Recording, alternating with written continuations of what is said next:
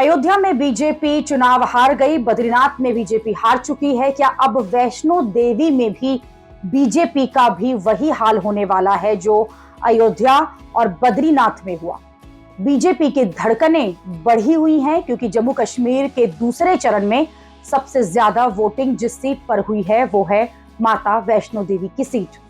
पूरे जम्मू कश्मीर में करीब 56% वोटिंग जो है वो हुई है सेकेंड राउंड में, लेकिन माता वैष्णो देवी सीट पर करीब 80% वोटिंग हुई है।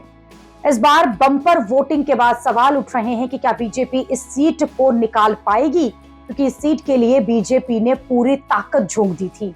खुद पीएम मोदी प्रचार करने के लिए कटरा पहुंचे थे और वहां पर रैली और रोड शो किया था।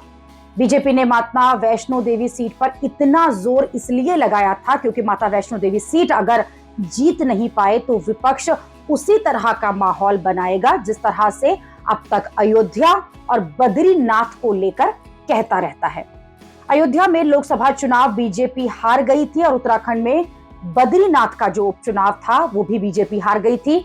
हिंदुओं के बड़े धार्मिक स्थलों पर बीजेपी की हार उसे अब तक चुभ रही है।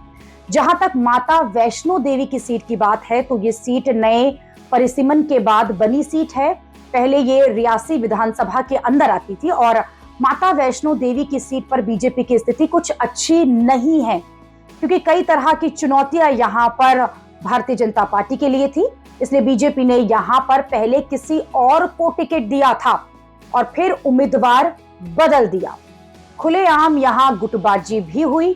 बीजेपी ने यहां से बलदेव शर्मा को उतारा जिनके सामने कांग्रेस के भूपेंद्र सिंह मजबूत दावेदार हैं। इसके अलावा निर्दलियों ने भी बीजेपी की मुसीबत बढ़ा दी थी क्योंकि वैष्णो देवी मंदिर से जुड़े हुए बारीदार समाज ने भी अपना कैंडिडेट खड़ा कर दिया था। बारीदार समाज पहले बीजेपी को वोट करता था, लेकिन इस चुनाव में वो अपना अलग कैंडिडेट खड़ा करके चुनाव लड़ा।